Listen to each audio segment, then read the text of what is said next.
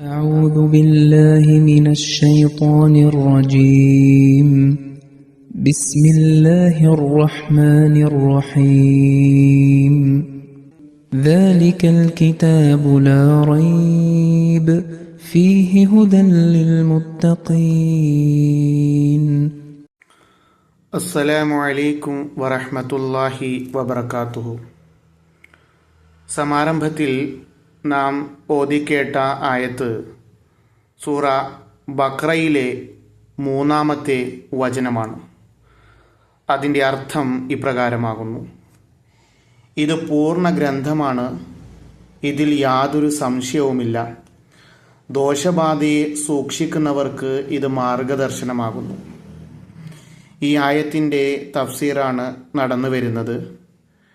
ഇതിൻ്റെ തുടർന്നുള്ള തഫ്സീറിൽ സയ്യിദ്ന ഹസ്രത്ത് മുസ്ലിഹ് മൗദ് റളിയല്ലാഹു തആല അൻഹു അരുൾ ചെയ്യുന്നു: അള്ളാഹുവിന് ശേഷം ഈ ലോകത്തെ ചലിപ്പിക്കുന്നതിൽ ഏറ്റവും ആദ്യത്തെ കാര്യകാരണങ്ങളിൽ ഒന്ന് എന്നുള്ളത് മലക്കുകളുടെ അസ്തിത്വമാണ്. മലക്കുകൾക്കെതിരിൽ ആരോപിക്കപ്പെടുന്ന എല്ലാവിധത്തിലുള്ള ന്യൂനതകളിൽ നിന്നും പോരായ്മകളിൽ നിന്നും പരിശുദ്ധ ഖുർആൻ അവരെ പരിശുദ്ധീകരിക്കുന്നുണ്ട്. ഉദാഹരണമായി കൊണ്ട് സൂറ തഹ്രീമിൽ അള്ളാഹു പറയുന്നു: ലാ യഅസൂനല്ലാഹ മാ അമറഹും വയഫ്അലൂന മാ യുഅ്മറൂൻ. അതായത് മലക്കുകൾ ഒരിക്കലും തന്നെ അള്ളാഹുവിൻ്റെ കൽപ്പനകളോട് അനുസരണക്കേട് കാണിക്കുന്നില്ല. മറിച്ച് എന്താണോ അവരോട് അള്ളാഹു കൽപ്പിക്കുന്നത് അത് പൂർണ്ണമായി അനുസരിക്കുന്നു. ഈ ആയത്ത് മുഖേന മലക്കുകൾക്കെതിരിൽ ഉന്നയിക്കുന്ന ആരോപണങ്ങളിൽ നിന്നും അവരെ മുക്തരാക്കിയിരിക്കുകയാണ് വിശുദ്ധ ഖുർആൻ. ഉദാഹരണമായി യഹൂദികൾ പറയുന്നത് മലക്കുകൾ അള്ളാഹുവിനോട് അനുസരണക്കേട് കാണിക്കുകയും അവൻ്റെ കൽപ്പനകൾ പിൻപുറം തള്ളിക്കളയുകയും ചെയ്തിരിക്കുന്നു എന്നാണ്. അതുപോലെ തന്നെ ഹിന്ദുമത വിശ്വാസപ്രകാരം ദേവതകൾ ഇന്ന ഇന്ന പാപങ്ങൾ ചെയ്തിരിക്കുന്നു എന്ന് അവർ വിശ്വസിക്കുന്നു. അതുകൊണ്ട് തന്നെ ഈ എല്ലാ ആരോപണങ്ങളിൽ നിന്നും മലക്കുകളെ സംരക്ഷിക്കുക, പരിരക്ഷിക്കുക എന്നത് വലിയ അത്യാവശ്യമായ കാര്യമായിരുന്നു. കാരണം മലക്കുകൾ നന്മകൾ പ്രേരിപ്പിക്കുന്നതിൻ്റെ ഉറവിടമാകുന്നു. ഉദാഹരണമായിട്ട് ഒരു പരിശുദ്ധമായ വെള്ളത്തിൻ്റെ ഉറവിടത്തെ സംബന്ധിച്ച് എന്തെങ്കിലും സന്ദേഹം ഉടലെടുക്കുകയാണെങ്കിൽ മനുഷ്യൻ അതിൽ നിന്നും പ്രയോജനം കൈക്കൊള്ളുന്നതിൽ നിന്ന് വിനിഷ്ഠനായി പോകുന്നു. അതായത് അത് പ്രയോജനപ്പെടുത്തുന്നില്ല.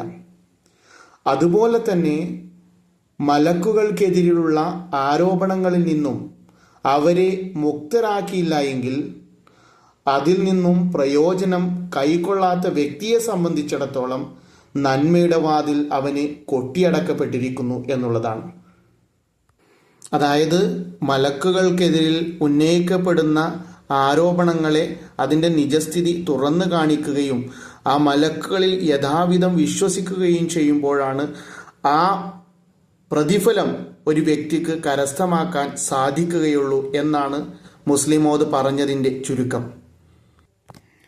അതുപോലെ തന്നെ മനുഷ്യൻ്റെ ആത്മീയവും ധാർമ്മികവുമായ കെട്ടിടത്തിൻ്റെ പരിപൂർത്തീകരണത്തിൻ്റെ 3-ാമത്തെ സ്തംഭം എന്നുള്ളത് കലാമെ ഇലാഹി അഥവാ അള്ളാഹുവിൻ്റെ കലാമാകുന്നു. ഇതു മുഖേന മനുഷ്യൻ ദൃഢവിശ്വാസവും ജ്ഞാനവും കരസ്ഥമാക്കുന്നു.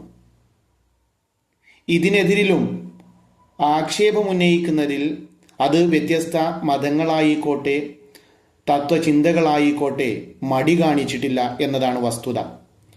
ഉദാഹരണമായി കൊണ്ട് പറയുകയാണെങ്കിൽ ചിലർ പറയുന്നത് പരിശുദ്ധമായ ചിന്തകളുടെ പേരാണ് ഇൽഹാം എന്നാണ്.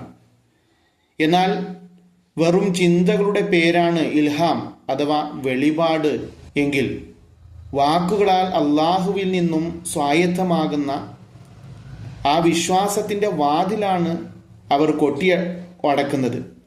കാരണം ഇങ്ങനെയാണെങ്കിൽ ഓരോ മനുഷ്യനും തൻ്റെ ചിന്തകൾക്ക് ഇൽഹാം എന്ന് പേര് നൽകാൻ സാധിക്കുന്നതാണ്. ഇത് സംബന്ധിച്ച് സൂറ നിസായിൽ അള്ളാഹു പറയുന്നു, കല്ലമല്ലാഹു മൂസ തക്ലീമ. അതായത് അള്ളാഹു മൂസ അലൈഹി സ്വലാത്തു വസ്സലാമിനോട് മുഖാമുഖം അതുപോലെ തന്നെ വാക്കുകളാലും സംസാരിച്ചു. അതുപോലെ തന്നെ സൂറ തൗബയിൽ അള്ളാഹു പറയുന്നു, വഇൻ അഹദും മിനൽ മുശ്രികീന ഇസ്തജാറക ഫഅജിർഹു ഹത്ത യസ്മഅ കലാമല്ലാഹി സുമ്മ അബ്ലിഗ്ഹു മഅമനഹു. അതായത് ഇതിൻ്റെ അർത്ഥം ഇപ്രകാരമാണ്: ബഹുദൈവ വിശ്വാസികളിൽ നിന്ന് ആരെങ്കിലും നിന്നോട് അഭയം തേടുന്നതായാൽ അള്ളാഹുവിൻ്റെ വചനം കേൾക്കുന്നത് വരെ അവന് അഭയം നൽകുക. പിന്നെ അവൻ്റെ രക്ഷാസ്ഥാനത്ത് അവനെ എത്തിച്ചു കൊടുക്കുക. അതായത് എന്തെന്നാണോ നബി സല്ലല്ലാഹു അലൈഹി വസല്ലമിന് ഇറങ്ങിയിട്ടുള്ളത് അത് കലാമുള്ളയാണ്. അതായത് അള്ളാഹുവിൻ്റെ കലാമാണത്. അത് ഒരു മനുഷ്യനുണ്ടാക്കിയ വാക്കുപോലും ഇതിൽ ഉൾപ്പെട്ടിട്ടില്ല എന്നാണ് ഇവിടെ പറയുന്നത്. എന്നിട്ട് തുടർന്ന് പറയുകയാണ്, ഇനി ആ വ്യക്തി തിരിച്ച് തൻ്റെ നാട്ടിലെത്തിക്കഴിഞ്ഞാൽ ഭരണകൂടത്തിൻ്റെ സംരക്ഷണത്തിൽ നിന്നുകൊണ്ട് ആ വ്യക്തിക്ക് ഒരപായവും ഇല്ലാത്ത സ്ഥലത്ത് തൻ്റെ സമുദായക്കാരിൽ ആ ലഭിച്ച സന്ദേശം എത്തിക്കട്ടെ എന്നും പറയുന്നു. അപ്പോൾ ചുരുക്കി പറഞ്ഞാൽ ആകാശീയ ഗ്രന്ഥങ്ങൾക്കെതിരിൽ അല്ലെങ്കിൽ വേദഗ്രന്ഥങ്ങൾക്കെതിരിൽ ഉയർന്നു പോകുന്ന ആക്ഷേപങ്ങളെ, അതായത് പലരും പറയുന്നത് ചില മഹാന്മാരുടെ ചിന്തകളാണ് ഈ വിശുദ്ധ ഖുർആനിൽ ഉള്ളത്, അത് അള്ളാഹുവിൻ്റെ പേരിൽ കൂട്ടിച്ചേർക്കുകയാണ് ചെയ്തിരിക്കുന്നത് എന്ന തരത്തിലുള്ള ആക്ഷേപങ്ങൾ അത് ആകാശീയ ഗ്രന്ഥങ്ങളെക്കുറിച്ച് പൊതുവിലുണ്ട്. അപ്പോൾ ആ ഒരു ആക്ഷേപത്തെയാണ് വിശുദ്ധ ഖുർആൻ ഇവിടെ ഖണ്ഡിച്ചുകൊണ്ട് അത്തരത്തിൽ ആ ആക്ഷേപങ്ങൾ അത് തികച്ചും തെറ്റാണ്, നേരെ മറിച്ച് ഇത് തികച്ചും അള്ളാഹുവിൻ്റെ ഗ്രന്ഥങ്ങളാകുന്നു എന്ന് വിശുദ്ധ ഖുർആൻ ഈ ആയത്തിലൂടെ സ്ഥാപിക്കുകയാണ് ചെയ്തിരിക്കുന്നത്. ബാക്കി ഇൻഷാ അല്ലാഹ് അടുത്ത ദർസിൽ. വാഖിർ ദഅവാന അനിൽ ഹംദുലില്ലാഹി റബ്ബിൽ ആലമീൻ.